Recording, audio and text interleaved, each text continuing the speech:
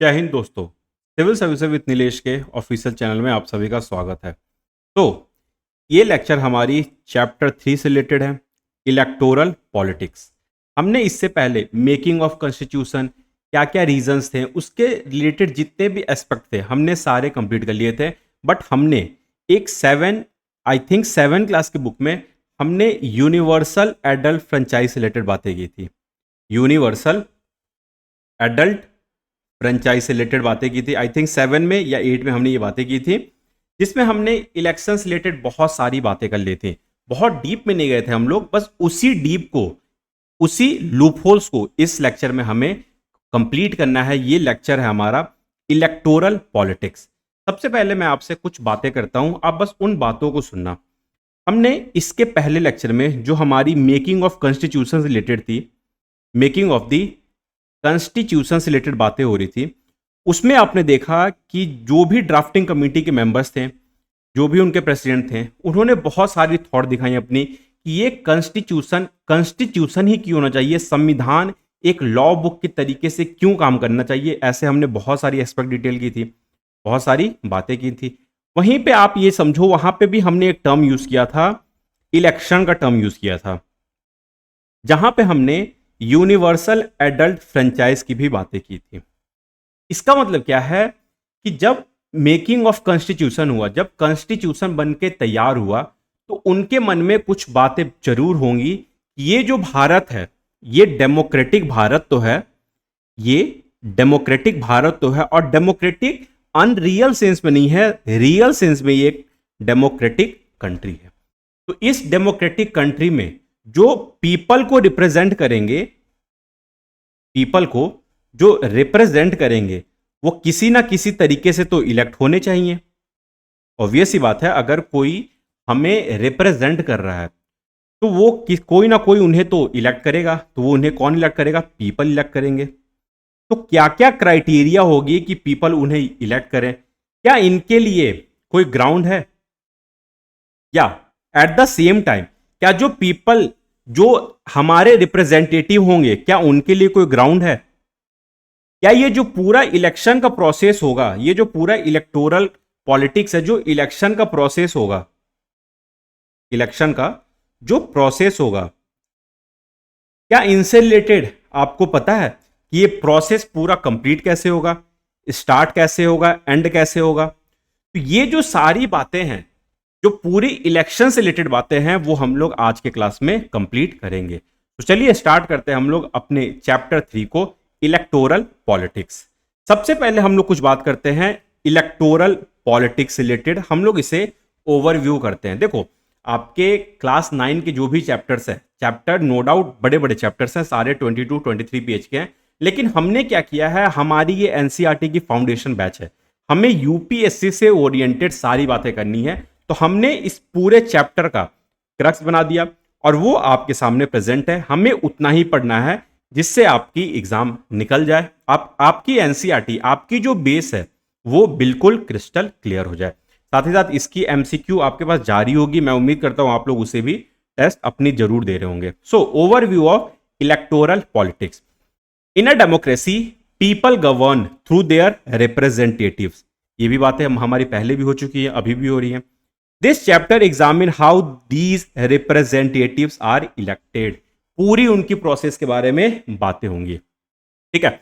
ये जो हमारी चैप्टर है, इसमें हम लोग कुछ क्वेश्चन रिलेटेड बातें करेंगे, जिनकी आंसर आपको इस पूरे चैप्टर में मिलेगा। पहला क्वेश्चन है हमारा, why election are necessary and useful in a democracy.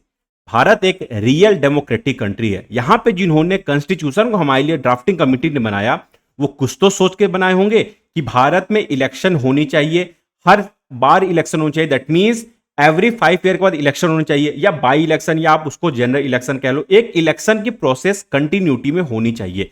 ये क्यों जरूरी है? सबसे पहला question. Second, how electoral competition among parties serve the people.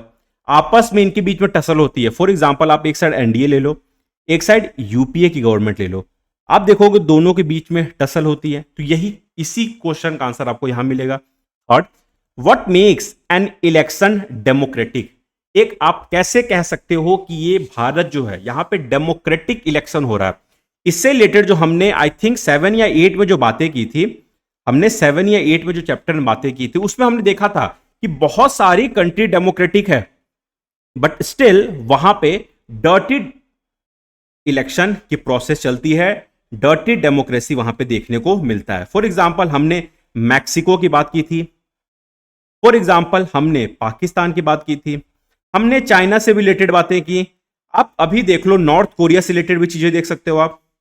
तो ये सब कंट्री क्या है, आप जिम्बाब्वे देख लो, ये सब कंट्री क्या है, यहां पे डर्टी पॉलिटिक्स होती है।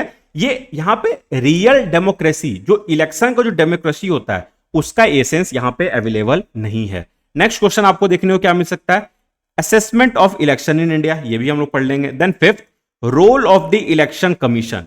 अब जो ये इलेक्शन आया, इलेक्शन जो करवा रहा है, ये कोई ना कोई ऐसा बॉडी तो जरूर होगा जो किसी ना किसी गवर्नमेंट के लिए कभी ना कभी बायस्ड बिल्कुल नहीं होगा, वो कभी बायस्ड नहीं होगा, वो बिल्कुल अनबायस्ड ऑर्गेनाइजेशन के तौर पे एक काम करेगी। तो उसे ही हम लोग इलेक्शन कमीशन को देखेंगे, इलेक्शन कमीशन ऑफ इंडिया, उनके बारे में देखेंगे, जिनका रिस्पॉन्सिबिलिटी है to conduct free and fair election.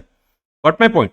तो ये जो सारे क्वेश्चन हैं, इन सारे क्वेश्चन का आंसर अभी आपको इस पूरे चैप्टर में मिल जाएगा।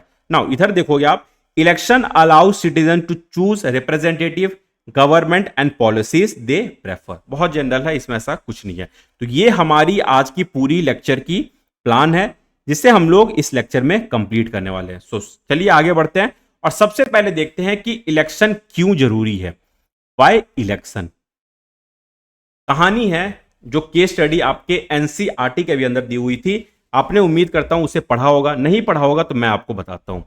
ये केस स्टडी आपकी हरियाणा असेंबली की केस स्टडी है, हरियाणा असेंबली इलेक्शन 1987 की केस स्टडी है।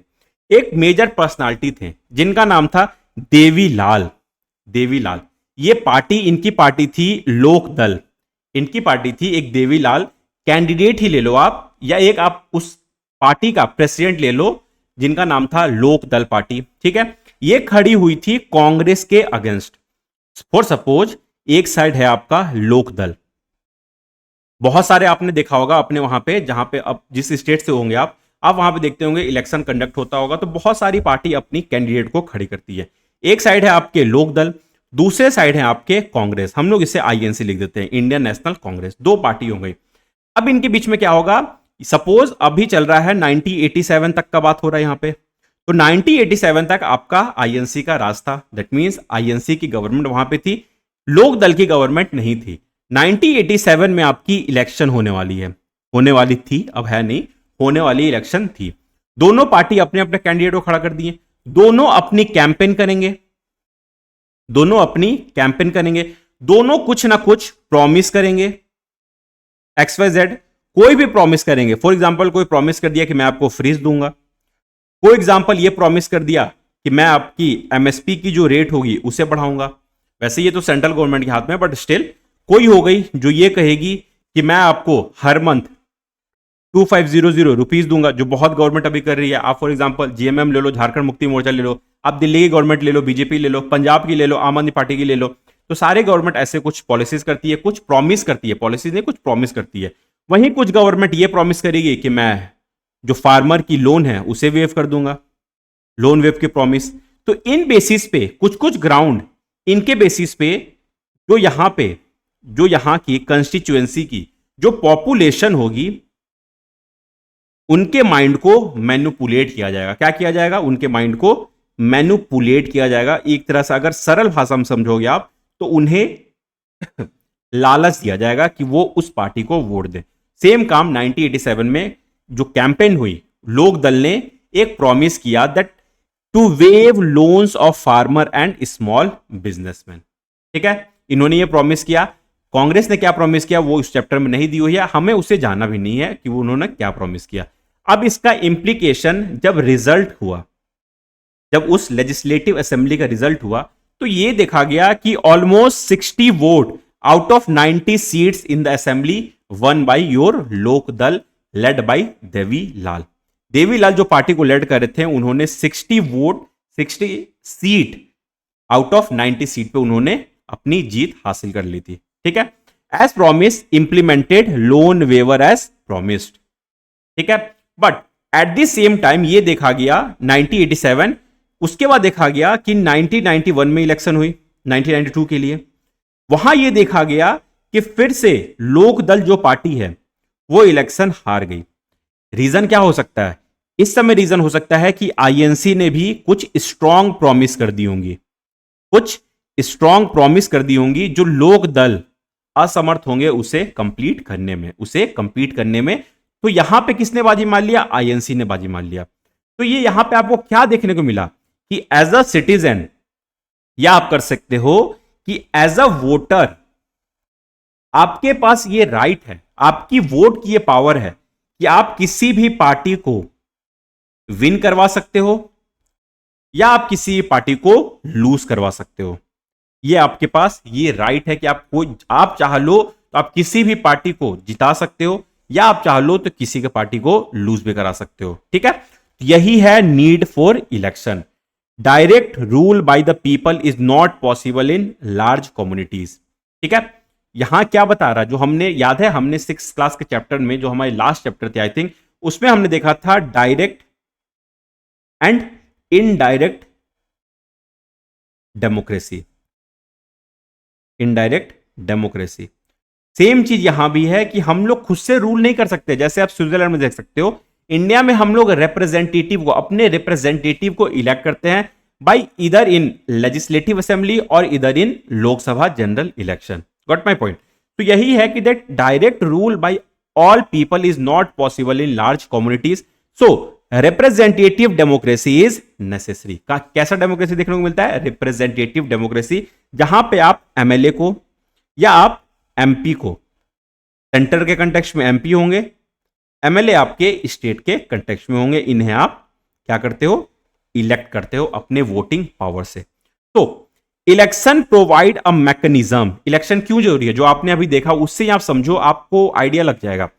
To choose representative at regular interval, जो आपसे प्रॉमिस करेगा, जो आपके लिए काम करेगा। फॉर एग्जाम्पल मैं आपको समझाना चाहूंगा, सपोज लोक दल ने यहां पे फार्मर की लोन तो वेव कर दी, but at the same time इन्होंने टैक्सेस को बढ़ा दिया होगा, जो जनरल वहां की पब्लिक है, टैक्सेस को बढ़ा दिया होगा, रोड इंफ्रास्ट्रक्चर पे काम नहीं किया होगा, रोड इंफ्रास्ट्रक्चर पे काम नहीं किया होगा, या यह भी हो सकता है कि करप्शन काफी बढ़ गई होंगी।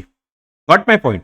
सो इसके अगेंस्ट में नेक्स्ट जो हमारी इलेक्शन हुई, जो जनरल इलेक्शन हुई या स्टेट लेजिस्लेटिव इलेक्शन हुई, उसमें वहां के जो पीपल थे उन्होंने फिर से आईएनसी को ही इलेक्ट कर लिया। So choose representative at regular interval, change representative if people wish to. देख लिया आपने, होल्ड रिप्रेजेंटेटिव अकाउंटेबल, जब तक आप जनता के लिए काम करोगे तब तक आप पावर में रहोगे, जिस दिन आप काम नहीं करोगे उस दिन जनता आपको भगा देगी। Next, express people preference, people जिसे पसंद कर लेंगे वही इलेक्शन जीतेगा। यही कारण है आपके इलेक्शन होने का, कि इलेक्शन होती क्यों है। मैंने एक केस स्टडी समझा दिया, साथ ही साथ मैंने आपको कुछ जनरल पॉइंट भी दे दी, इसे आप नोट डाउन कर सकते हो। अदरवाइज ये जो आपकी पीडीएफ है, जो हमारी स्लाइड है, ये आपको हमारी ऐप पे सिविल सर्विस विद नीलेश पे अवेलेबल, वहीं पे जो हमारी ऐप है वहां पे भी आपको देखने को मिल जाएगी। नाउ अब देखो आप कि चॉइसेस मेड इन इलेक्शन, हम लोग कैसे डिसाइड करेंगे कि कौन हमारे लिए, हम जो इलेक्शन हो रही है, सपोज आपकी स्टेट लेजिस्लेटिव की इलेक्शन हो रही है, या हो सकता है कि आपकी जनरल इलेक्शन लोकसभा की इलेक्शन हो रही है। डिफरेंट पार्टीज हैं, 1 2 3 4 5 till 10, ऐसे सपोज कर लो कि ऐसे पार्टीज हैं। तो अब आपके पास as a citizen, as a Bharat के नागरिक, आपके पास ये चॉइस है कि इस इलेक्शन में आप किसे चूज करोगे जो आपके बिहाफ पे लॉ बनाए, जो आपके सोसाइटी में, फॉर एग्जांपल आपके स्टेट में वो गवर्नमेंट फॉर्म करे या सेंटर में वो पार्टी गवर्नमेंट फॉर्म करे। उनकी आइडियोलॉजी क्या है? क्या वो लेफ्टिस्ट है, क्या वो राइटिस्ट है, क्या वो मिडिल पाथ को फॉलो करते हैं, क्या वो प्रो हैं, क्या वो एंटी हैं, मतलब डिफरेंट डायमेंशन से क्या वो आपके लिए काम करेंगे या वो सिर्फ अपने जेब भरने के लिए काम करेंगे। डिफरेंट पैरामीटर्स को आप चेक करते हो और डिसाइड करते हो कि आप किसे वोट दोगे। For example, first, who makes law, ये आप डिसाइड करते हो कौन कानून बनाएगा। Voters choose who will make laws for them. For example, MP की इलेक्शन में ये वोट करते हैं, एमएलए के इलेक्शन में भी सिटीजन वोट करते हैं, जो वोटर होते हैं जिनकी नाम इलेक्टोरल रोल में मौजूद होती है। Second, who forms government, government कौन फॉर्म करता है? Voters choose who will form the government and take major decision. ठीक है, ये भी किनके हाथ में है? गवर्नमेंट आपकी, जो जिनकी वोटर जो होते हैं उनके हाथ में ये चीजें भी होती हैं। Third, policy direction, voters choose the party whose policy will guide the government and law making. तीनों को मैंने ही आपको एक्सप्लेन कर दिया है इस छोटे से जगह से, तो आप इसको समझ चुके होंगे कि कौन आपके लिए कानून बनाएगा, कौन उस पर्टिकुलर स्टेट में या सेंटर में गवर्नमेंट बनाएगा, कौन किसकी पॉलिसी आपके आइडियोलॉजी के अगेंस्ट नहीं जा रही है, आपके फेवर में, आप उसे ही वोट देना पसंद करोगे। तो इसको ध्यान रखना, ये तीनों पॉइंट को can be important for your exam. Now अब मैंने एक आपसे क्वेश्चन पूछा था ऊपर कि आप कैसे ये जज कर पाओगे, जब भारत की जब कॉन्स्टिट्यूशन बनी, बहुत सारे वहां पे लॉयर भी थे, बहुत सारे बड़े बड़े मेजर पर्सनालिटी थे, बी.आर. अंबेडकर जी हो गए, राजेंद्र प्रसाद जी हो गए, बहुत बड़े मेजर पर्सनालिटी थे। तो इन्होंने कुछ तो सोचा होगा कि भारत एक रियल डेमोक्रेसी कंट्री बनेगा, तो इनके पास कुछ तो ऐसी अथॉरिटीज होनी चाहिए, कुछ तो ऐसा तरीका होना चाहिए कि भारत की जो इलेक्शन होगी वो एक डेमोक्रेटिक इलेक्शन होगी, किसी तरह का कोई भी इंसान बायस नहीं होगा, कोई भी गवर्नमेंट कुछ भी अगेंस्ट नहीं करेगी। Got my point?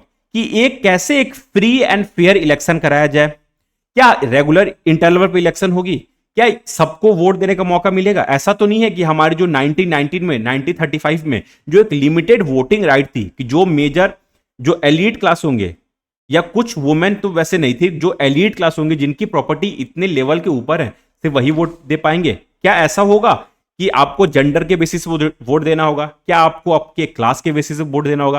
कास्ट के बेसिस पे, रेस के बेसिस पे, डिफरेंट डिफरेंट क्राइटेरिया हो सकती है, रिलीजन के बेसिस पे, ऐसा तो कुछ होगा। तो इन्होंने मिलकर ये डिसाइड किया, जो हमारे कॉन्स्टिट्यूशन बनाए थे, कि ऐसा कोई ग्राउंड नहीं होगा, ऐसा ये सब ग्राउंड नहीं होगा। ग्राउंड वही होगा जो आपके इलेक्शन को एक डेमोक्रेटिक इलेक्शन बनाए। इन्होंने डिफरेंट डिफरेंट पैरामीटर दे दी। फर्स्ट, इन्होंने ये कहा कि हम लोग फॉलो करेंगे यूनिवर्सल एडल्ट फ्रेंचाइज को, यूनिवर्सल एडल्ट फ्रेंचाइज को। दैट मींस जो भी पीपल होंगे, जो भी भारत के नागरिक होंगे, अगर वो एक सर्टेन एज को पार कर गए होंगे तो उनके पास उनकी वोटिंग राइट होंगी, वो अपने कंस्टिट्यूएंसी में वोट दे सकते हैं। Got my point? So everyone should have one vote and every vote should have equal value.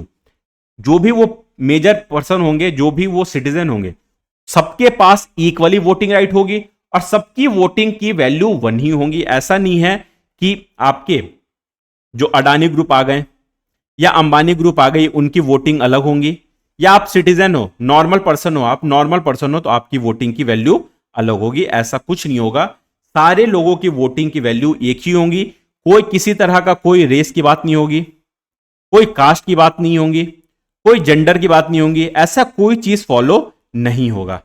सारे बराबर हैं in the eyes of your constitution. So second, choice. As a citizen, मैं हो गया या आप हो गए, आपके पास चॉइस है कि आप किस पार्टी को, किस कैंडिडेट को वोट दे सकते हो। कोई आपको अपने पार्टी को वोट देने के लिए मैनिपुलेट नहीं कर सकता है। दो वो अलग बात है कि मैनिपुलेट होते हैं, बहुत सारी टिक्स एंड टैक्टिक्स इनके पास होती हैं, कैसे मैनिपुलेट किया जाता है वोटिंग को, in the name of your religion, in the name of caste, in the name of society, etcetera etcetera. बहुत सारे तरीका होती है, वो आप लोग इन चीजों से फैमिलियर बिल्कुल होंगे। ऐसी बातें हम लोग यहाँ पे क्लास में नहीं कर सकते हैं, बट स्टिल आपको इन सारी चीजों के बारे में अवेयर होंगे। तो parties and candidate should be free to contest election and offer real choices. हम लोग किसी को भी वोट दे सकते हैं और कोई भी इलेक्शन में खड़ा हो सकता है। ऐसा नहीं है कि जो वो पर्टिकुलर बड़े लोग हैं सिर्फ वही खड़े होंगे, ऐसा कुछ नहीं है। बट हाँ, कुछ रेस्ट्रिक्शन है, जो सीट रिजर्व होती है एससी के लिए, वहां पे सिर्फ एससी ही होंगे। जो रिजर्व सीट होगी एसटी के लिए, वहां सिर्फ एसटी ही खड़े होंगे। ऐसे कुछ प्रोविजन है, बट इन जनरल आप इलेक्शन लड़ भी सकते हो और किसी भी जो आपके वहां पे कंस्टिट्यूएंसी में जो भी खड़े हैं वहां पे कैंडिडेट, आप उनको वोट भी दे सकते हो। Third, regular election. इलेक्शन कभी भी डिले नहीं हो सकती है। रेगुलर एक इंटरवल के बाद इलेक्शन होगी, जो आपकी 5 ईयर्स की होती है, उसके बाद इलेक्शन होती ही है। Elections must be held regularly after every few years. Now next, popular preference. The candidate preferred by the people should get elected. जो popular preference होगी, that means first past the post system. जिनको सबसे ज्यादा vote मिलेगा वो winner हो गए. ऐसा नहीं है कि वो उनको मेजॉरिटी में होनी चाहिए. दैट मीन्स ऐसा नहीं है कि उन्हें 50% प्लस वोट मिलनी चाहिए. ऐसा नहीं है. अगर वो सारे के कंपैरिजन में देखिए, अगर वो वोट उनके पास ज्यादा है तो वो जीत जाएंगे. इसी को बोलोगे आप first past the post system. The candidate preferred by the people should get elected. Next, free and fair process. Election should be conducted in a manner where people can choose as they really wish. वही free and fair election की भी बातें हो रही हैं. मैं उम्मीद करता हूं what makes an election democratic, ये पॉइंट आपकी बहुत अच्छे से क्लियर होगी. सो अब हम लोग आगे बढ़ते हैं और कुछ और बातें करते हैं. Political competition.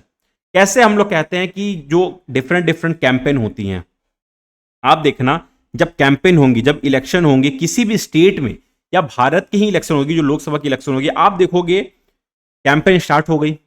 जब आपकी इलेक्शन की डेट अनाउंस होती है तब से आपकी कैंपेन स्टार्ट हो जाती है और जब तक इलेक्शन उस पर्टिकुलर कंस्टिट्यूएंसी में वोट होता है उससे 48 डेज के अप्रॉक्स पीछे आपकी कैंपेनिंग बंद हो जाती है. बट उसके पीरियड में देखना आप कैंपेन बहुत जोरों शोर से चलता है और बहुत सारी डर्टी पॉलिटिक्स की कॉन्सेप्ट भी आपको देखने को मिल जाती है. फॉर एग्जाम्पल, रिलीजन पे बात होनी शुरू हो जाएंगी, कास्ट पे बात होनी शुरू हो जाएंगी, जेंडर पे बात होनी शुरू हो जाएंगी. साथ ही साथ झूठा प्रॉमिस, फॉर एग्जाम्पल जॉब से रिलेटेड, सच्चा है या सच है या झूठ है वो अलग बात है, बट डिफरेंट टाइप से कैसे ये लोग वोट को मैनिपुलेट कर सकते हैं, ये सारी बातें स्टार्ट हो जाएंगी. इसी को आप बोलोगे एक तरह से पॉलिटिकल कंपटीशन.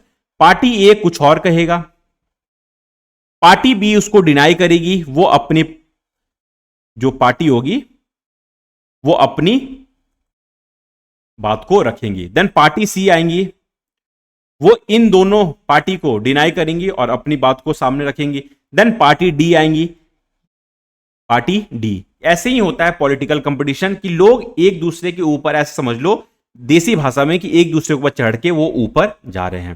ठीक है, क्योंकि आप अपने बल पे बहुत कम ही देखोगे अभी के समय में. पहले जो इलेक्शन होती है that is completely different thing, लेकिन जो आज की इलेक्शन होती है, जो आज की कैंपेनिंग होती है, ये बहुत ही ज्यादा अब पूरी religious based, caste based, gender based ऐसे आपको देखने को मिल सकता है. सो इनकी डिमेरिट्स क्या हैं, but at the same time political competition की अपनी डिमेरिट्स भी होती हैं और मेरिट्स भी होती हैं.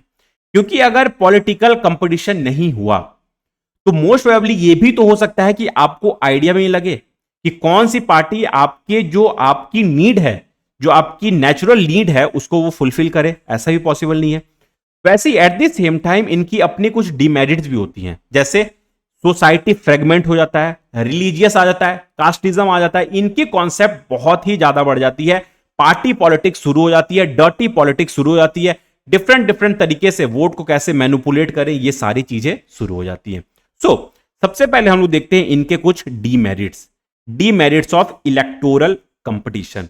जो इलेक्टोरल जो कंपटीशन होता है, इनकी डीमेरिट्स क्या है. बहुत ही जनरल पॉइंट है. First, create disunity and factionalism. Bharat as a union of state, Bharat हम लोग कहते हैं ना, India is a union of state, हम लोग आर्टिकल 1 में ये बात कहते हैं.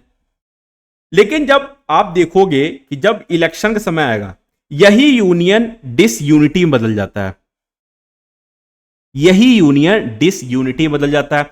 डिफरेंट फैक्शन आपको यहीं पे देखने मिल जाएंगे, किसी बेसिस पे, कास्ट के बेसिस पे, जेंडर के बेसिस पे, एलिट क्लास के बेसिस पे, लोअर क्लास के बेसिस पे, धर्म जात सारे कुछ आ जाते हैं. इसी को बोलोगे create disunity and factionalism. Society बढ़ जाती है. Second, leads to party politics. बहुत ही जनरल पॉइंट है. पार्टी पॉलिटिक्स अपने पीक पे होता है कैंपेनिंग समय. फॉर एग्जांपल, एक कोई प्लेस है एक्स, एक कोई बाउंड्री है एक्स, यहां पे कल होके पार्टी 1 ने अपनी बैनर लगाई, उसी समय 20 मिनट के बाद देखोगे आप कि पार्टी 2 ने भी उसी के ऊपर बैनर लगा दिया. क्या है ये? पार्टी पॉलिटिक्स है. सबसे बेस्ट एग्जांपल हो सकता है ये. Third, allegation between parties and leader. वही मैंने आपको बताया था, ये गॉट माय पॉइंट, वही बात मैंने आपको बताया था यहां पे. ABCD, जो अपने बात एक दूसरे के ऊपर थोप रहे हैं। Then use of dirty tricks to win election, general point है। Short term thinking over long term policies, आप देखोगे कि जब वोट बैंक को कैप्चर करना होता है, वोट बैंक को जब कैप्चर करना होता है कोई भी पार्टी, मैं आपको एग्जांपल दे रहा हूं, फॉर एग्जांपल समझ लो कोई भी एक स्टेट है, वहां पे एक पार्टी है, मैं पार्टी का नाम नहीं लेना चाहूंगा, उन्होंने वादा कर दिया कि वो 2500 रुपीज देंगे पर मंथ वुमेन को, ठीक है। वैसे ही बहुत सारी स्टेट है, उन्होंने अपने स्टेट में वादा कर रखा है। साउथ में देखोगे आप, मोस्ट प्रेवलेंट है ये सब चीजें। क्या ये नहीं सोच सकते हैं कि कैसे हम लोग इंफ्रास्ट्रक्चर पे काम करें, कैसे हम लोग जॉब को क्रिएट करें, कैसे हम लोग वहां के जो यूथ हैं उनको एजुकेट करें, उनको स्किल एजुकेशन दें, उनको स्पोर्ट्स में आगे बढ़ाएं? क्या ये नहीं सोच सकते हैं? ये क्या है? ये आपका लॉन्ग टर्म विजन है। ये सारे आपके लॉन्ग टर्म विजन है जिन पे इनको पता है, पार्टी को पता है कि इन पे इनको वोट नहीं मिलेगी, इनको वोट मिलेगी शॉर्ट टर्म प्रॉमिस से।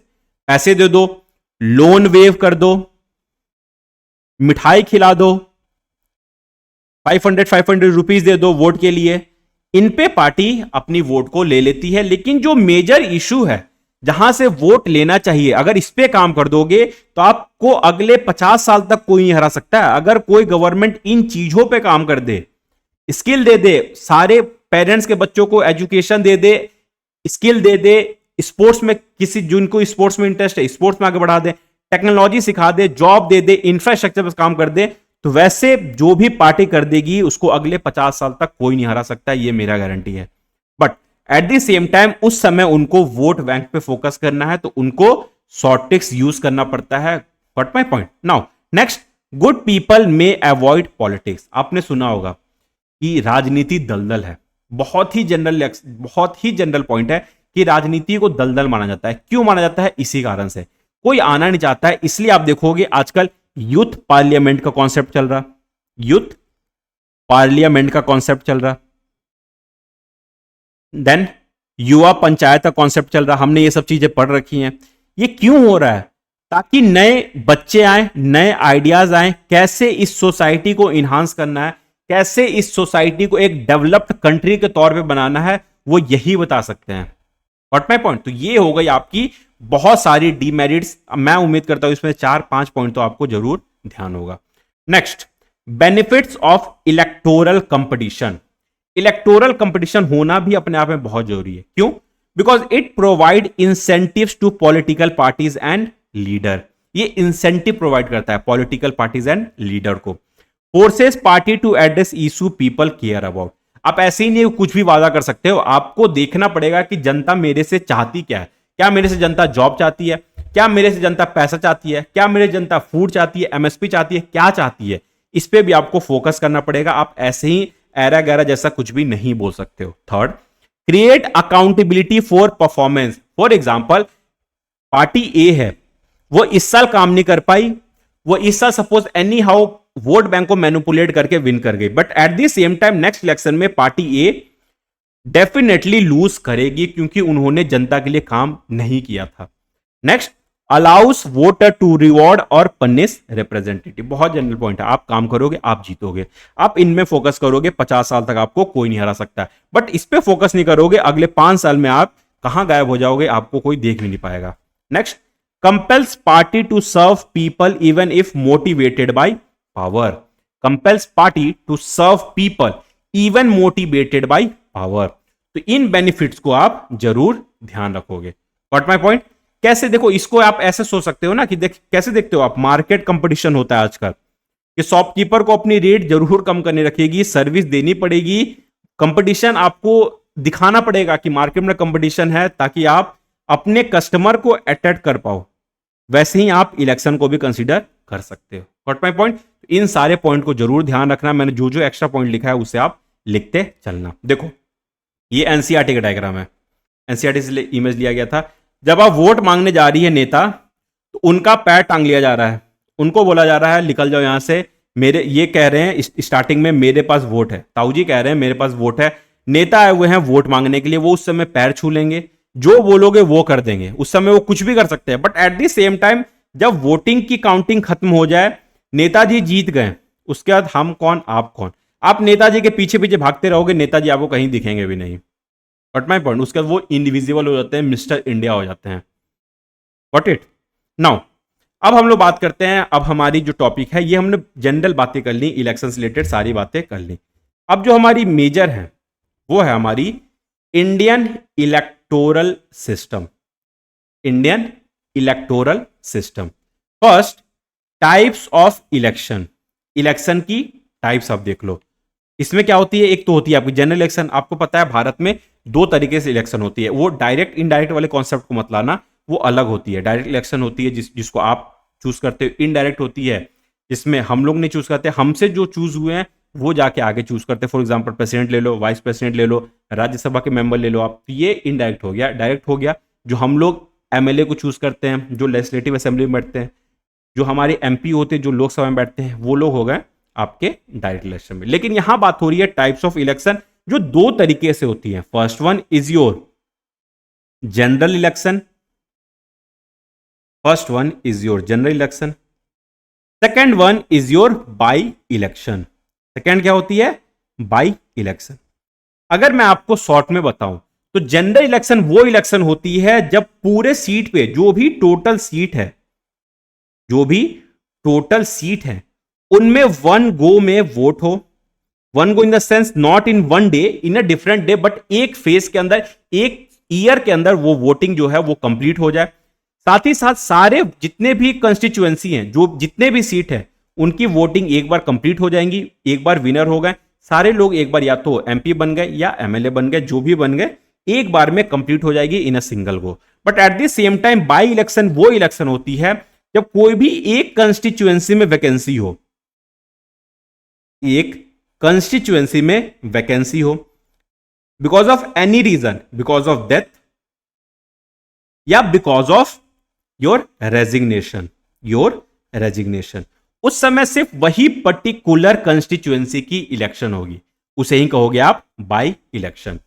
Election held in all constituency after the term ends, that is in general 5 year. By election, election held in one constituency to fill vacancy caused by death और resignation. Got my point, ये हो गई types of election की।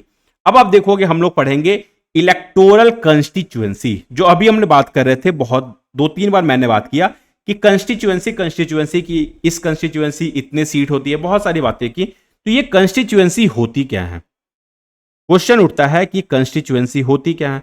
Constituency होती है, for example ये भारत है, मैं आपको कैसे समझाऊं, मैं रुक जाओ, मैं आपको एक छोटा सा समझाता हूं कि सपोज कर लो कि ये आपका भारत है, ये आपका भारत है, ऐसे आप लेके चल सकते हो छोटा सा डायग्राम, ठीक है। इनमें बहुत सारे स्टेट हैं, कोई स्टेट ये हो गए, देन ये हो गए, देन ये हो गए, देन ये, देन ये, ऐसे बहुत सारे स्टेट है, ठीक है। लेकिन जो कंस्टिट्यूएंसी होती है वो स्टेट बेस पे नहीं होती है, ये आपकी पॉपुलेशन के बेस पे होती है। इस कंस्टिट्यूएंसी का डिमार्केशन ऐसे किया जाता है कि जो भी एक कंस्टिट्यूएंसी होगी उनकी जो पॉपुलेशन होगी वो सेकेंड कंस्टिट्यूएंसी के ऑलमोस्ट सिमिलर होगी, ऑलमोस्ट सिमिलर होगी। फॉर एग्जांपल कंस्टिट्यूएंसी ए है, ठीक है, जैसे फॉर एग्जांपल आप उनकी ले लो एग्जांपल, आप राहुल गांधी जी की एग्जांपल ले लो, उन्होंने रायबरेली से लड़ा और वायनाड से लड़ा, ठीक है। तो दोनों जो कंस्टिट्यूएंसी है, दोनों अपनी कंस्टिट्यूएंसी है, रायबरेली अपनी कंस्टिट्यूएंसी है और वायनाड एक अपनी कंस्टिट्यूएंसी है, दोनों कंस्टिट्यूएंसी से उन्होंने लड़ा, लेकिन उन्होंने वहां दोनों की जो पॉपुलेशन होगी वो ऑलमोस्ट सेम होगी, ठीक है। तो ऐसा नहीं है कि ये एक स्टेट के अंदर ही कहा जा रहा, नो डाउट कि स्टेट के अंदर ही होती है, बट उस स्टेट अंदर कितनी कंस्टिट्यूएंसी बनेगी ये सारे पॉपुलेशन पर डिपेंड करते हैं। इसलिए इन जनरल आप देखोगे कि जो भी जितने भी 545 कंस्टिट्यूएंसी है, अभी रिसेंटली 543 है, 543 जो कंस्टिट्यूएंसी है एमपी के लिए, वो देखोगे ऑलमोस्ट सारे की पॉपुलेशन ऑलमोस्ट सिमिलर होते हैं। व्हाट माय पॉइंट, इसी को कहते हो आप कंस्टिट्यूएंसी। आप किस कंस्टिट्यूएंसी से बिलोंग कर रहे हो, फॉर एग्जांपल आप एक्स कंस्टिट्यूएंसी से बिलोंग कर रहे हो तो आप उसी कंस्टिट्यूएंसी में वोट दोगे, आप कोई वाई कंस्टिट्यूएंसी में जाके वोट नहीं दोगे, कोई वाई कंस्टिट्यूएंसी में जाके वोट नहीं दोगे अगर आप एमपी में वोट दे रहे हो, आप लोकसभा की इलेक्शन में वोट दे रहे हो। बट नोट इट डाउन, अगर आप एक्स कंस्टिट्यूएंसी से बिलोंग कर रहे हो, अगर आप एक्स कंस्टिट्यूएंसी से बिलोंग कर रहे हो, तो आप जेड, ए, एम, एन किसी भी कंस्टिट्यूएंसी में जाके वहां की एमपी की इलेक्शन लड़ सकते हो, वहां की एमपी की इलेक्शन लड़ सकते हो, बट आप वोट देने नहीं जा सकते हो दूसरे कंस्टिट्यूएंसी में। आप एग्जांपल ले लो ना, आप बहुत सारे एग्जांपल ले लो, आप बहुत सारी एग्जांपल है। आप राहुल गांधी जी को ले लो, उन्होंने वायनाड से कैसे लड़ लिया, ऐसा सोचा जा सकता है ना कि वो तो साउथ से है नहीं। वैसे ही आप इनको ले लो, नरेंद्र मोदी जी को वाराणसी से लड़े हैं, कैसे लड़ लिए, ये सारी सोचने वाली बात है। तो आप वोट देने नहीं जा सकते हो, लेकिन आप वहां से जाके इलेक्शन जरूर लड़ सकते हो। सेम अगर आप एमएलए की बात करोगे, मैं यहीं पे आपको समझा दूं, अगर आप एमएलए की बात करोगे तो एमएलए की जो वोटिंग होती है वो स्टेट के अंदर होती है। तो स्टेट के अंदर अगर कोई कंस्टिट्यूएंसी है एक्स, कोई कंस्टिट्यूएंसी है वाई, तो आप पर्सन ए एक्स से वाई में नहीं जा सकता है, वो अपने ही कंस्टिट्यूएंसी के अंदर वोट देगा। बट सपोज आप एक्स पर्सन है, तो एक्स पर्सन एक्स कंस्टिट्यूएंसी को छोड़ के जेड, एम किसी भी कंस्टिट्यूएंसी में जाके इलेक्शन लड़ सकता है। बट कंडीशन यह है कि वो कंस्टिट्यूएंसी इस पर्टिकुलर स्टेट के अंदर होनी चाहिए, वो भारत की कहीं भी नहीं होनी चाहिए, वो उस पर्टिकुलर स्टेट के अंदर ही होने चाहिए। दैट्स इट, यही कंडीशन होता है। ठीक है, मैं उम्मीद करता हूं ये पॉइंट एटलीस्ट आप समझ गए होंगे। सो इलेक्टोरल कंस्टिट्यूएंसी में देखें तो first point is that area based representation. क्या होती है? Area based representation. Country divided into different areas for election, each constituency elect one representative with the help of first pass the post system.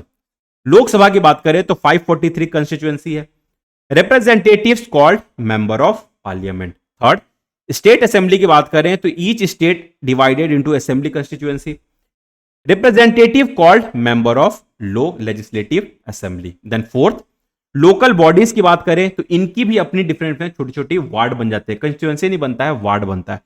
Villages town divided into wards, each ward elect one member. मैं उम्मीद करता हूं ये जो भी मैंने आपको छोटे छोटे एग्जांपल समझाया है, आप इस चीजों को समझ गए होंगे। नाउ ये देख लो, ये सब फैक्ट है, प्रीलिम्स के लिए इंपॉर्टेंट हो सकता है। Reserved constituency, reserved constituency 84 seat आपका रिजर्व होता है एससी के लिए आपके एमपी के इलेक्शन में। Got my point? 84 seat reserve होता है आपके लोकसभा में, लोकसभा के इलेक्शन में। 47 सीट रिजर्व होता है फॉर शेड्यूल ट्राइब। 84 किसके रिजर्व्ड है? सॉरी, शेड्यूल कास्ट के लिए। 47 जो है वो रिजर्व, वो है शेड्यूल ट्राइब के लिए। वहीं अगर लोकल बॉडीज की बात करोगे, वो अर्बन भी हो सकते हैं, रूरल भी हो सकते हैं, तो वहां पे जो सीट वुमेन के लिए रिजर्व होता है वो होता है 1/3। इसके कितना होता है? 1/3 सीट जो होता है वो सिर्फ और सिर्फ वुमेन के लिए रिजर्व्ड होता है।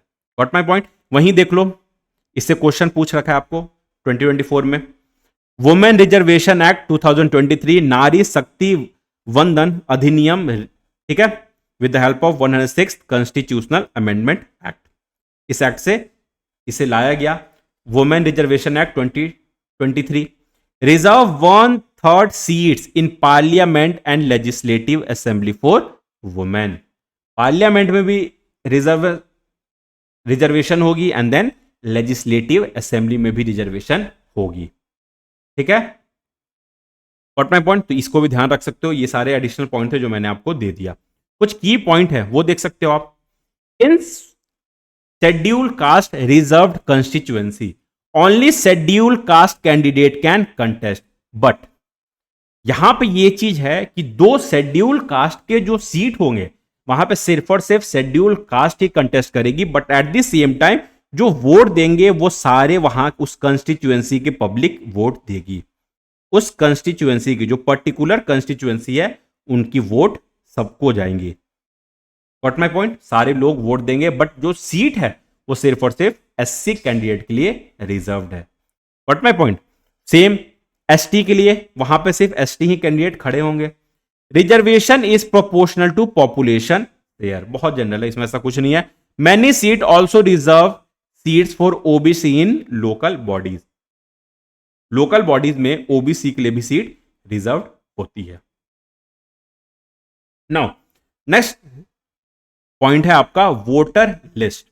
हमने बात कर लिया कंस्टिट्यूएंसी, हमने देख लिया कि आप एक्स से वाई में वोट नहीं दे सकते हो, लेकिन आप एक्स, अगर आपकी एक्स कंस्टिट्यूएंसी में आप इनरोल्ड हो, आप जेड कंस्टिट्यूएंसी में जाके इलेक्शन लड़ सकते हो। बट वहां बात आ जाती है वोटर लिस्ट, जिसे आप कहते हो electoral roll.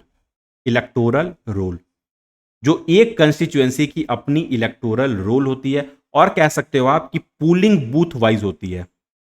Pooling booth wise ये सारे डिस्ट्रीब्यूट होते हैं for making it more efficient. ठीक है, इलेक्टोरल रोल, इसी को कहते हो आप वोटर लिस्ट। अब ये इलेक्टोरल रोल होता क्या है, मैं आपको अगर सरल भाषा में समझाऊं, आपके पास एक वोटर आईडी कार्ड होगा, वोटर आईडी कार्ड होगा, जिसे कहते हो आप electronic photo identity card. Electronic photo identity card, ठीक है। अब ये जो वोटर आईडी कार्ड है, ये आपका जो, जब आप इलेक्शन में पार्टिसिपेट करोगे, पार्टिसिपेट इन दी, जब वोट दोगे आप, तो आप इसको लेके भारत के किसी भी कोने में नहीं जा सकते हो। आपकी रजिस्ट्रेशन होती है, एक आपकी जो पुलिंग बूथ होगी, या कह सकते हो आपकी जो कंस्टिट्यूएंसी होगी, उनकी एक इलेक्टोरल रोल प्रिपेयर होगी। उनकी एक इलेक्टोरल रोल प्रिपेयर होती है, जिसके अंदर उस कंस्टिट्यूएंसी के जितने भी मेंबर होंगे, जो भी 18 प्लस एज के ऊपर हो गए होंगे, उनकी लिस्ट में नाम होंगी, लिस्ट में नाम होंगी, और उनको pool wise, booth wise allocate कर दिया जाएगा कि आप बूथ 1 पे वोट दोगे, आप बूथ 2 पे वोट दोगे, then next and so on and so forth. अब ये जाके वहां पे वोट देंगे, तो ये वोट कहां दिए, ये वोट अपने कंस्टिट्यूएंसी के अंदर उस पर्टिकुलर पूलिंग बूथ में जाके ही वोट दिए। किसके हेल्प से, क्योंकि आप वहां पे रजिस्टर्ड हो, उस रजिस्टर्ड को जो लिस्ट जनरेट होती है उसे क्या कहते हो आप, electoral roll. What my point, क्या कहते हो आप, इलेक्टोरल रोल।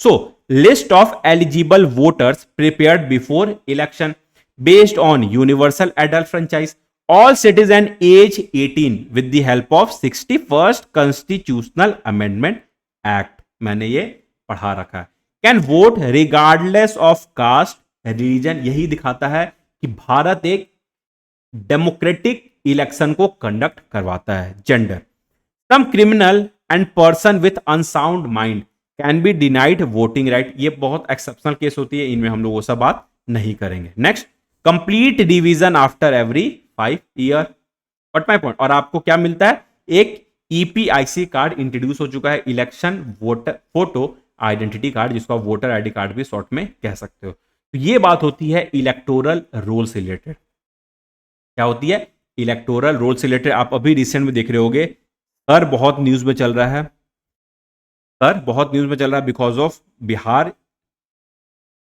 लेजिस्लेटिव इलेक्शन, कि कैसे बहुत लोगों को वोटर लिस्ट से, इलेक्टोरल रोल से हटाया जा रहा है।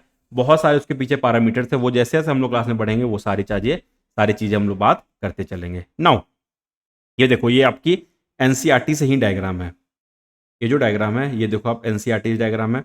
इसमें आप देख सकते हो कि लोकसभा जो कॉन्स्टिट्यूएंसी है, जनरल सीट पे 412 है, रिजर्व में आपका 84 है, जो एससी के लिए, शेड्यूल कास्ट के लिए, देन शेड्यूल ट्राइब के लिए 47 है। देखो आप आइडिया लगा सकते हो कि मैक्सिमम जो एसटी की जो पॉपुलेशन की सीट्स है वो कुछ इधर है। देखो आप, कुछ इधर है, छत्तीसगढ़, आप उड़ीसा साइड ले लो, देन इधर ले लो आप उड़ीसा, बंगाल के साइड, इधर रिजर्व सीट एसटी का ज़्यादा है।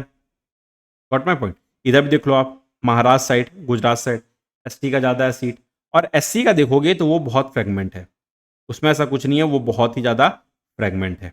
ठीक है, तो अगर देखोगे स्टेट वाइज, अगर आप स्टेट वाइज देखोगे तो इधर देखोगे कि ये सब जो व्हाइट व्हाइट है, इधर सब जगह जनरल से कैंडिडेट खड़े होते हैं। कैसे कैंडिडेट खड़े होते हैं, आपके सारे जनरल से ही कैंडिडेट खड़े होते हैं। गॉट माय पॉइंट, उम्मीद करता हूं यहां तक आपकी सारी चीजें क्लियर होगी। तो इसके आगे हम लोग बात करते हैं, कुछ और आगे की बातें करते हैं। यहां तक हमने सारे कुछ चीजें अपनी कंप्लीट कर ली हैं। नेक्स्ट आप देख सकते हो, प्रिंसिपल्स ऑफ वोटर लिस्ट। क्या प्रिंसिपल है इसके पीछे, वोटर लिस्ट के पीछे? So equal opportunity to choose representatives, one person one vote, बहुत जनरल है। Each vote has equal value, सारी बातें हो रखी हैं। No one denied right to vote without good reason, जैसे वही आपने यहां पे देखा था, क्रिमिनल हो गए या आप अनसाउंड माइंड से हैं तो आप वोट नहीं दे सकते हो। अब बात आती है हमारी नॉमिनेशन ऑफ कैंडिडेट, कि कैसे कैंडिडेट अपनी नॉमिनेशन फाइल सबमिट करते हैं, कैसे आप बढ़ते हैं, कैसे आप नॉमिनेशन फाइल को भरते हो। सो एलिजिबिलिटी क्राइटेरिया क्या होती है? क्या कोई एलिजिबिलिटी क्राइटेरिया है इंडिया में? अगर आप एमपी बनने जाओगे या एमएलए बनने जाओगे तो कोई एलिजिबिलिटी क्राइटेरिया है? I don't think so. बस आप भारत के नागरिक हो और आपकी एज 25 प्लस हो जाए, बस आप एलिजिबल हो। So anyone who can be a voter can contest, anyone who can be a voter can contest. Minimum age 25 year होनी चाहिए, compare to 18 year for voters, 18 साल वोटर्स के लिए, लेकिन आप इलेक्शन लड़ने जाओगे तो 25 ईयर होनी चाहिए। Political parties nominate candidate who get party symbol and support, general है, इसमें ऐसा कुछ नहीं है। प्रोसेस देख सकते हैं कि प्रोसेस क्या होती है। First, to fill nomination form, then pay security deposit, जो सिक्योरिटी डिपॉजिट होगी वो आपको पे करना पड़ेगा। Then make legal declaration with required detail, आपको सारी लीगल डिक्लेरेशन फुलफिल करनी पड़ेगी, जो भी रिक्वायर्ड डिटेल आपसे मांगे जाएंगे वो सारे आपको भरने पड़ेंगे। Then third, required declaration. अब रिक्वायर्ड डिक्लेरेशन क्या क्या देनी होगी आपको? First, serious criminal case pending, आपके ऊपर क्या क्रिमिनल केस है। Assets and liabilities of candidate and family, family की भी एसेट दिखानी है आपको, सिर्फ और सिर्फ अपनी नहीं, फैमिली की भी। Then educational qualification, educational qualification भी बतानी है, तो इनको आप ध्यान रख सकते हो, इनको आप सारे चीजों को, ये सबको ध्यान रख सकते हो कि serious criminal case pending.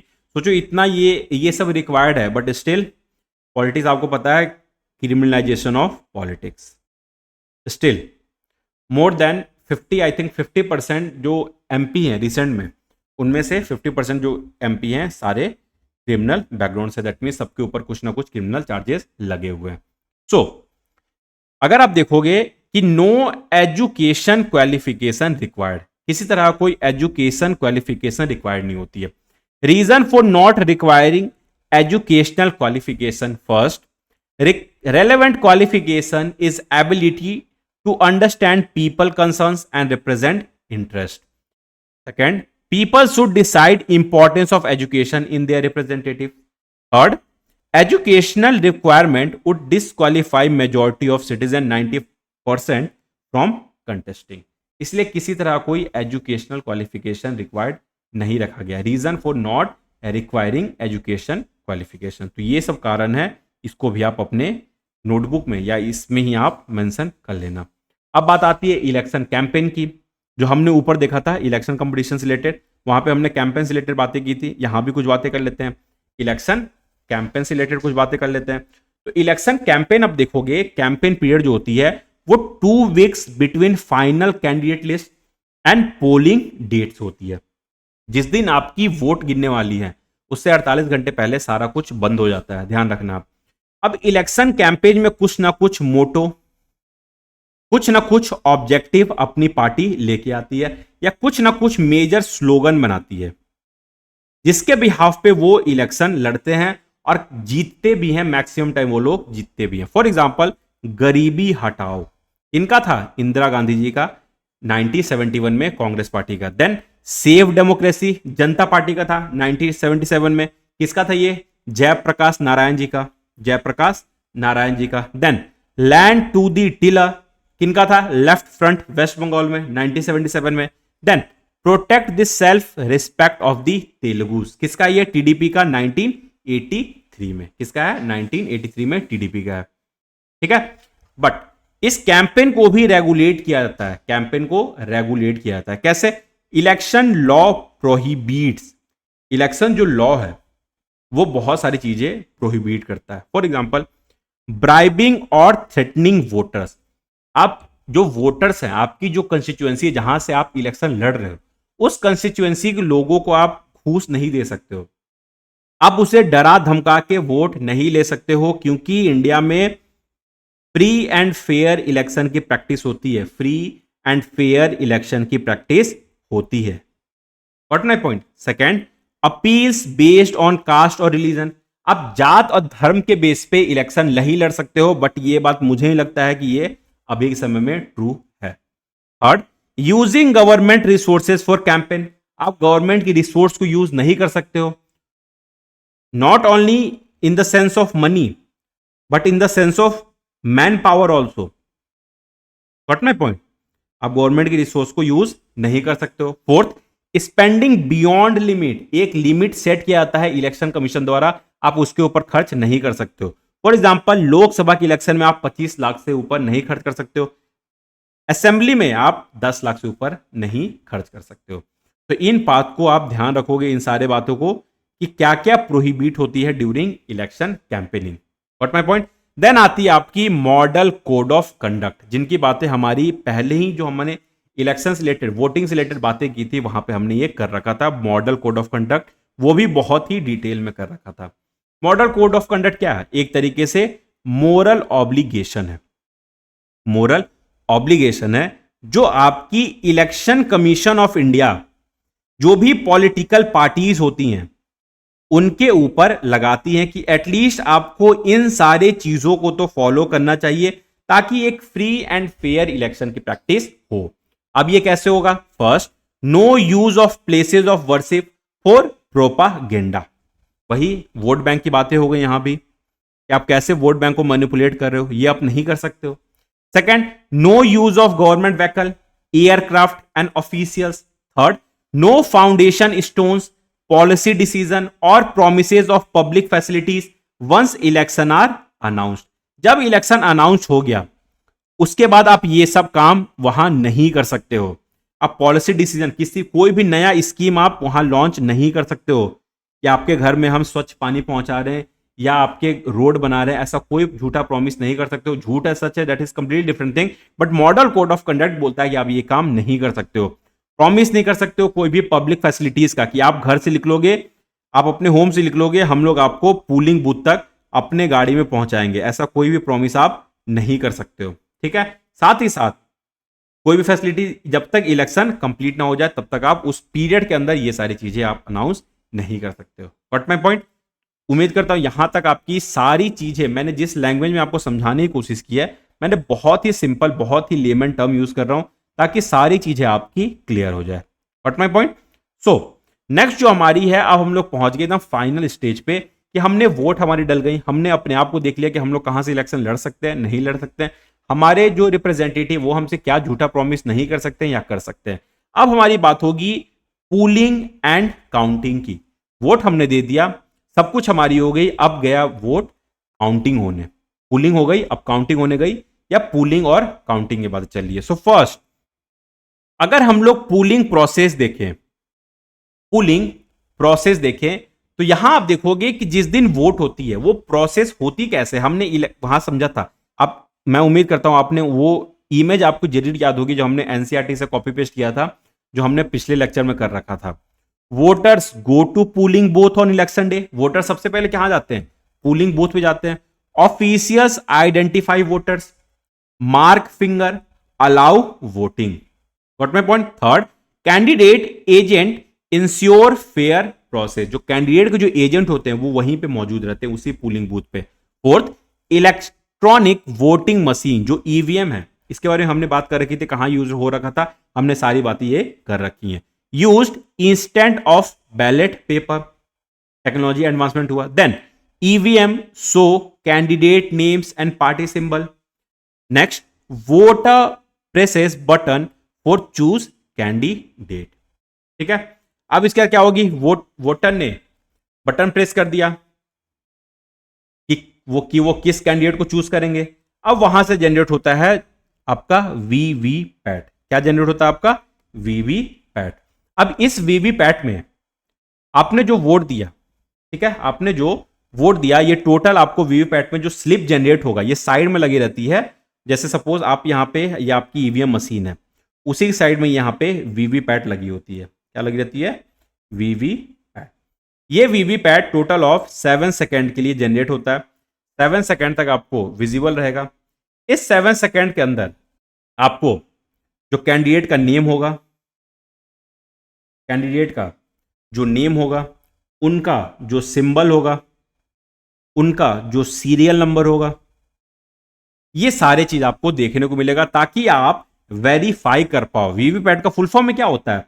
Voter verifiable, verify कर पाओ, voter verifiable paper audit trial, paper audit trial.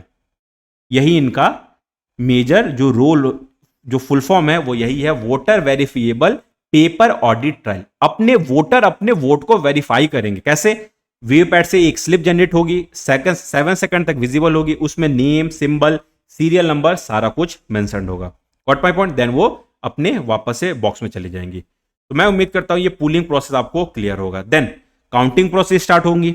जब ये अब किसी ना कोई सरकारी स्कूल में ये काउंटिंग प्रोसेस स्टार्ट होगी। काउंटिंग प्रोसेस देखो, ये काउंटिंग प्रोसेस कैसे होती है। सो ईवीएम सील्ड आफ्टर पुलिंग, शाम को इलेक्शन वोटिंग कंप्लीट हो जाएगी, ईवीएम इमीडिएटली सील हो जाएगा। Then counting on fix date, कोई एक डेट होगी जहां पे काउंट होंगे with candidate agent present, candidate का जो एजेंट होगा वो वहां पे मौजूद रहेगा।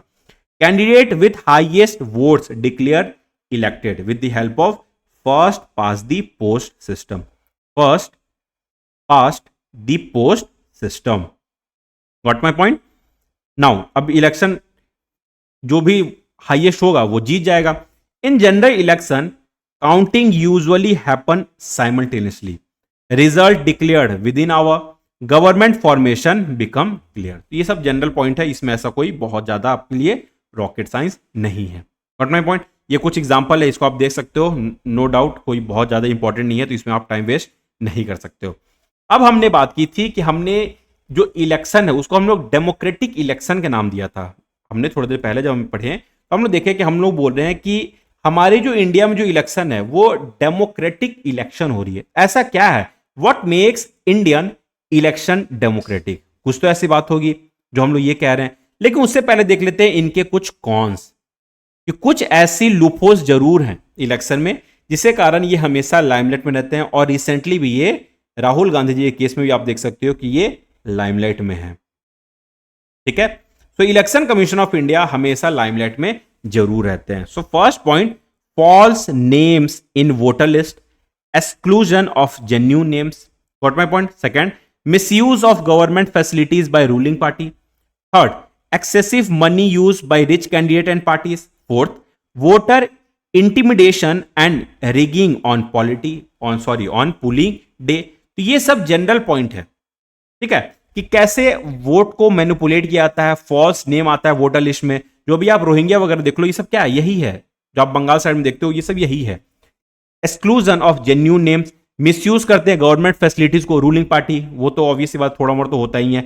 एक्सेसिव मनी यूज, जो रीच जो कैंडिडेट होते हैं वो भी होते हैं। और साथ ही देखोगे आपकी पार्टी पॉलिटिक्स तो होती है, लेकिन कभी कभी आप देखोगे फैमिली पॉलिटिक्स भी प्रिवेल करती है।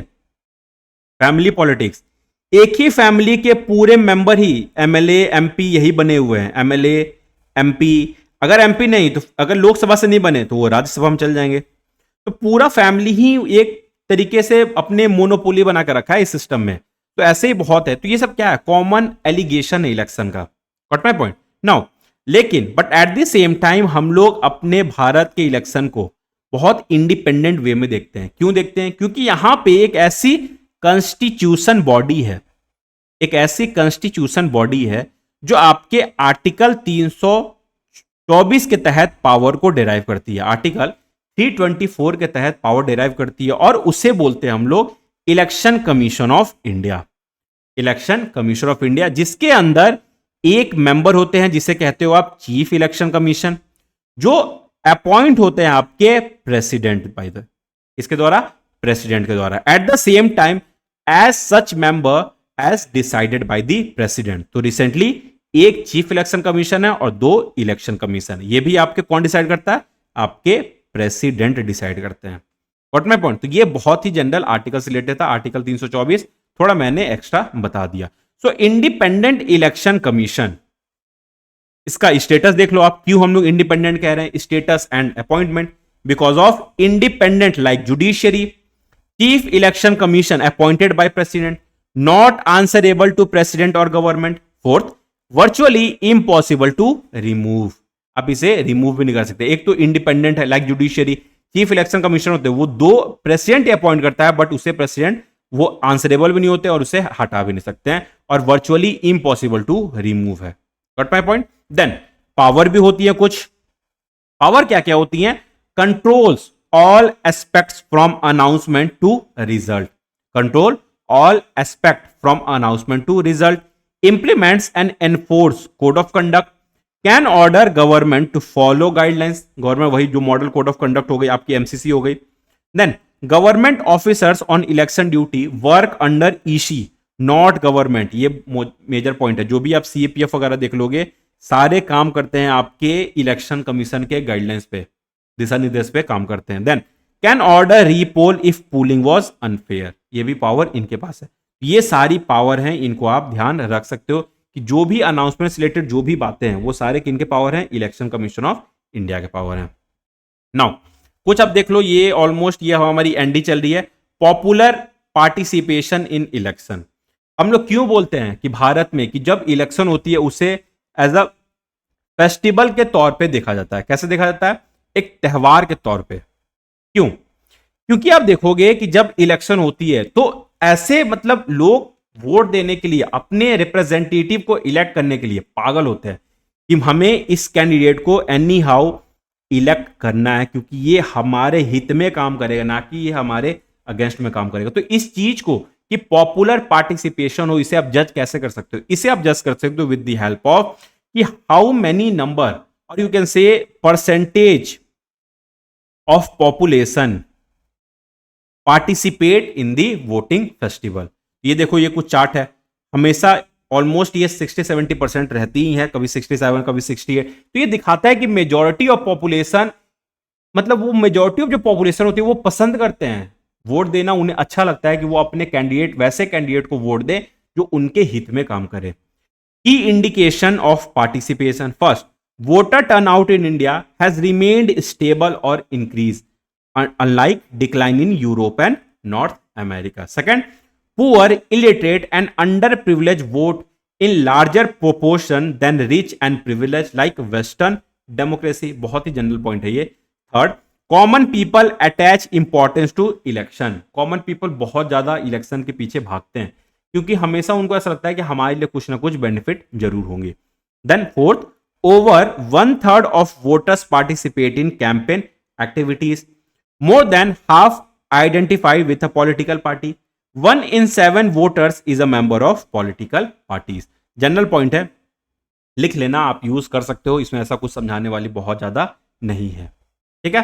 Now next, acceptance of election outcome, कोई जीतेगा कोई हारेगा, जस्ट लाइक क्रिकेट और you can say any game, हार जीत तो लगी रहती है, तो same applies to in this process also, election के प्रोसेस पे भी ये अप्लाई होता है।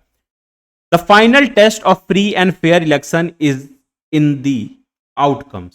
फर्स्ट, रूलिंग पार्टी लूज कर सकती है, हमने ऊपर भी देखा था।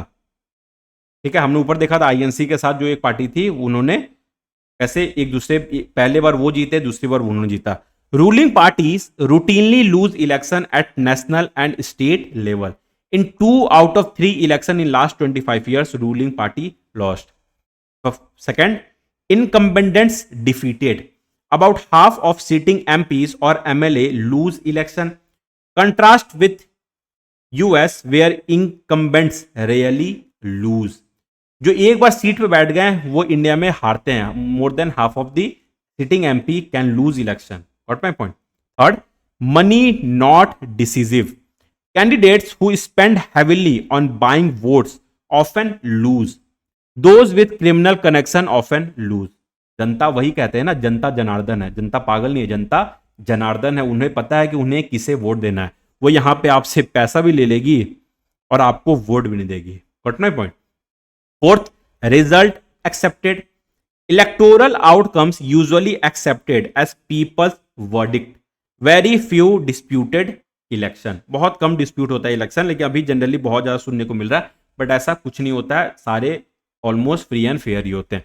तो ये सारे कुछ बातें, एक्स्ट्रा बातें, इसको भी आप ध्यान रख सकते हो। Now next and last, challenges to free and fair election. क्या क्या चैलेंजेस है फ्री एंड फेयर इलेक्शन का? फर्स्ट, कैंडिडेट और you can say parties with money have unfair advantage. Generally है, जिसके पास ज्यादा पैसा होगा वो उतना ज्यादा अपने एक्सपेंडिचर को दिखा पाएगी अपने इलेक्शन में, उतना ज्यादा वो वोट बैंक को कैप्चर कर पाएगी। किसे कैप्चर कर पाएगी? अपने वोट बैंक को। Candidates with criminal connection push others out.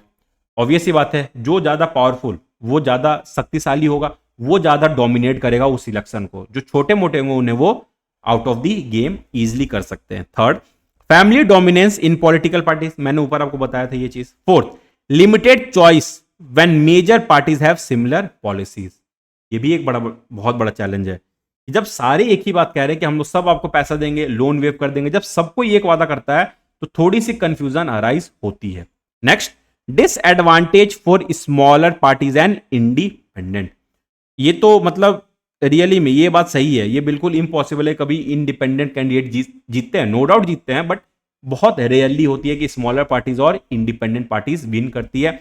Major जो डोमिनेंस होता है वो लार्जर पार्टीज का ही होता है। तो ये कुछ चैलेंजेस हैं, इनको आप अपने आंसर में पेपर 4 में, पेपर 2 में, कहीं भी ये सब इलेक्शन से रिलेटेड बातें होंगी, आप ये सब पॉइंट वहां पे लगा सकते हो, आपका इंप्रेशन अच्छा जाएगा। सो ये सारी हमारी पूरी चैप्टर कंप्लीट होती है, हमारी चैप्टर 3 एनसीईआरटी की। हमने बहुत ही डिटेल में इसे कंप्लीट कर लिया है। मैं उम्मीद करता हूं इसमें आपको कोई भी डाउट नहीं होगा। हमने बहुत सिंपल वर्ड यूज किया है, बहुत अच्छे तरीके से इसे कंप्लीट किया है। ये जो स्लाइड है ये आपको आपके पोर्टल पे अवेलेबल मिल जाएगी। साथ ही साथ इससे रिलेटेड जो आपकी एनसीईआरटी में देखना, नीचे साइड एमसीक्यू होगी बहुत सारी, उसे आप जरूर प्रैक्टिस करना। आप देखना कि आप कहां तक पहुंच पा रहे हो। अदरवाइज हमारी पोर्टल पे तो आपके लिए एमसीक्यू अवेलेबल अदर इसके अलावा रहती ही हैं, तो उसे भी आप जरूर देना। आप देखना कि आप किस लेवल तक पहुंच पाए हो, क्योंकि ऑलमोस्ट 6, 7, 8 हमने खत्म कर लिया है, तो अब हम लोग 9 में हैं, तो ये आपकी थोड़ी सी एज को जरूर दिखाएगा। तो हम लोग इस क्लास को यहीं एंड करते हैं। That's all for this class. Thank you so much for being patience in my class. Have a wonderful day. All the best for your upcoming exam. जय हिंद।